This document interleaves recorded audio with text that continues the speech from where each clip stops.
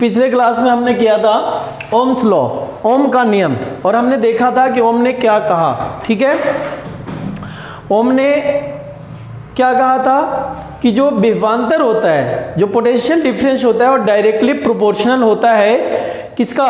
Current का, धारा का।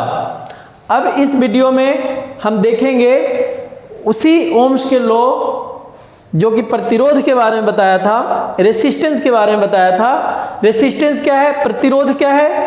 तो कोई भी जो सुचालक होता है, वायर होता है, कंडक्टर होता है, वो अपने अंदर इलेक्ट्रॉन के प्रवाह को रोकता है, विरोध करता है, उसका इलेक्ट्रॉन के प्रवाह को विरोध करता है, उसी को हम प्रतिरोध कहते हैं। ठीक है, यानी कि विरोध करना ही प्रतिरोध कहलाता है। अब यहां पर किसका विरोध हो रहा है? यहां पर विरोध हो रहा है इलेक्ट्रॉन का, क्योंकि जो करंट है वो एक्चुअली इलेक्ट्रॉन का प्रवाह ही है और इलेक्ट्रॉन का विरोध करता है, इसीलिए उसका हम प्रतिरोध कहते हैं।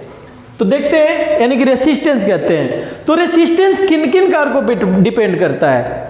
हमने ये भी जाना था कि जितना ज्यादा रेसिस्टेंस होगा, जितना ज्यादा प्रतिरोध होगा, उतना ही करंट कम पास होगा, और जितना कम रेसिस्टेंस होगा उतना ही ज्यादा करंट पास होगा।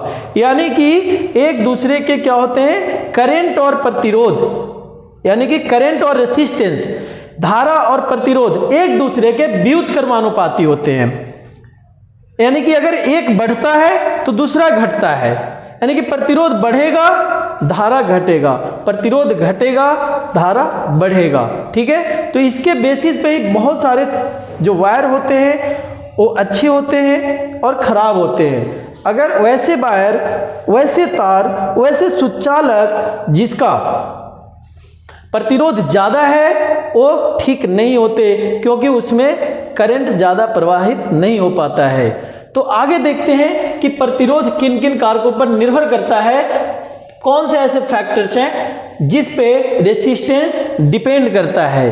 तो उसका पहला पॉइंट है on the length of conductor, सुचालक की लंबाई। तो ये जो प्रतिरोध होता है वो तार की लंबाई के समानुपाती होता है, यानी कि the length of the conductor is proportional of resistance. तो यहां पे लिखता हूं कि resistance is proportional to the length of the conductor, to the length of the conductor. यानी कि जो प्रतिरोध है, प्रतिरोध वो क्या होता है? प्रतिरोध तार की लंबाई, तार की लंबाई का समानुपाती होता है, समानुपाती होता है। अब जैसे देखते हैं, मान लिया जाए कि जो प्रतिरोध है, रेसिस्टेंस है, वो आर है, ठीक है, और तार की लंबाई को हम मान लेते हैं एल। तो ये क्या हो जाएगा? आर समानुपाती L.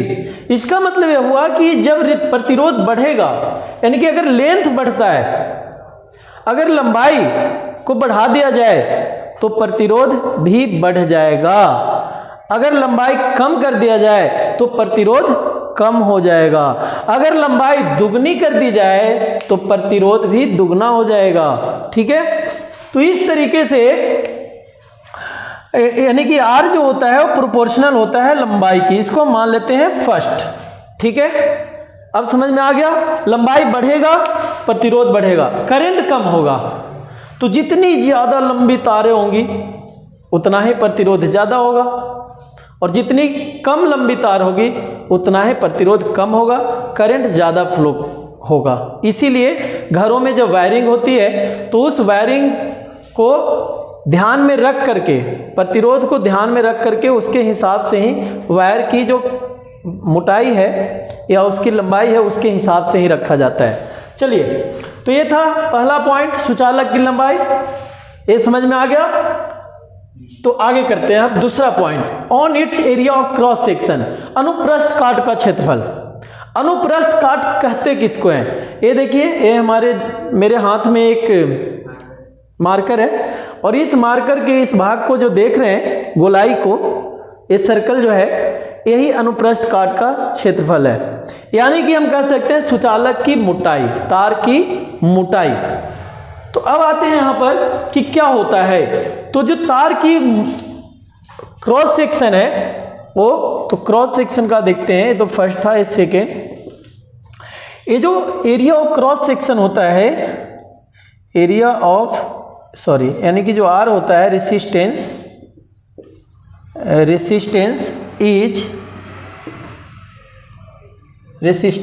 Is not directly proportional, inversely, resistance is inversely proportional होता है, inversely proportional to the cross section, area of cross section। यानी कि जो प्रतिरोध होता है,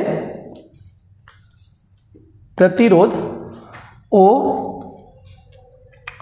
अनुप्रस्थ काट का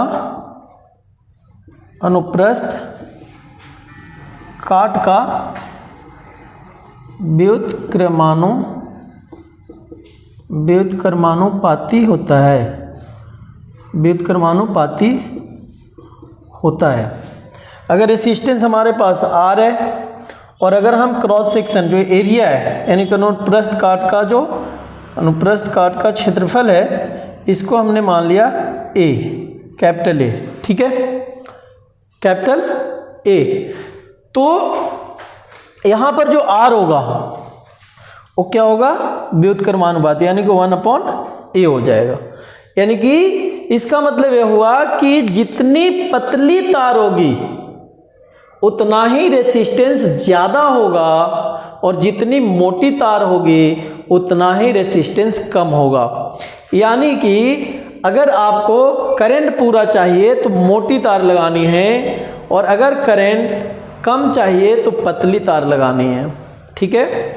यानी कि क्रॉस सेक्शन जितना बड़ा होगा, मोटा होगा, जितना एरिया ज़्यादा होगा, जितनी मोटी तार होगी उतना ही रेसिस्टेंस कम होगा और जितनी पतली तार होगी उतना ही रेसिस्टेंस ज़्यादा होगा, यानी कि प्रतिरोध ज़्यादा होगा।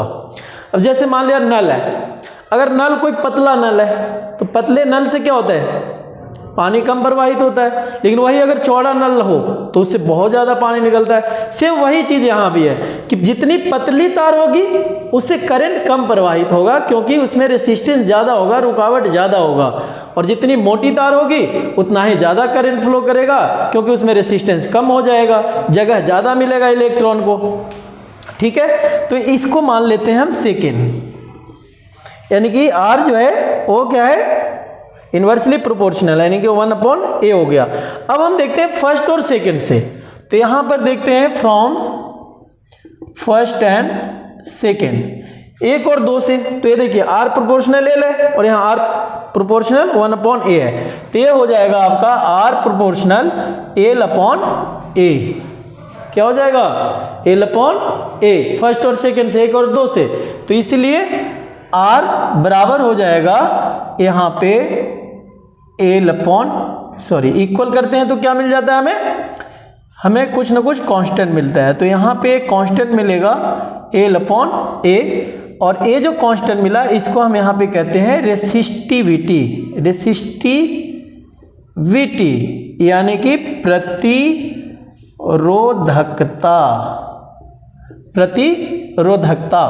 इसको रो कहते हैं। इसको क्या कहते हैं?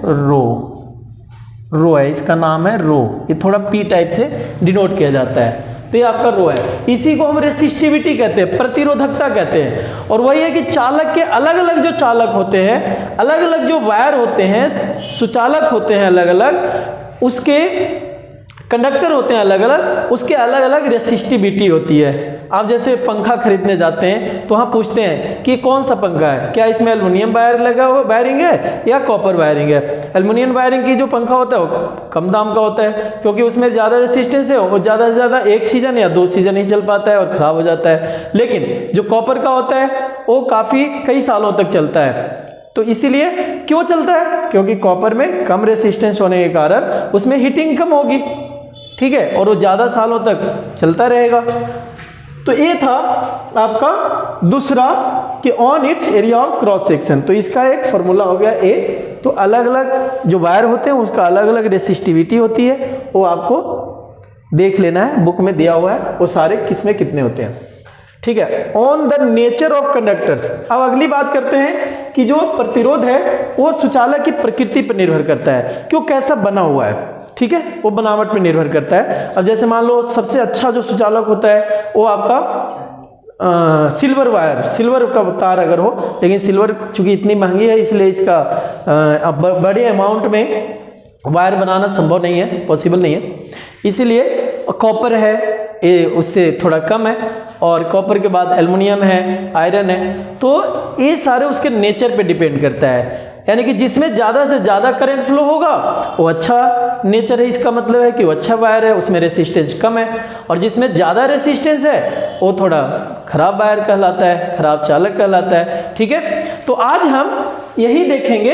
अब जो है आपको इसको ध्यान से पढ़ना है, ध्यान से वीडियो को देखेंगे तो आपको पूरा समझ में आ जाएगा। और आगे के लिए जो 12.6 है 12.6 है वो आगे हम देखेंगे अगले क्लास में, ठीक है। Thank you.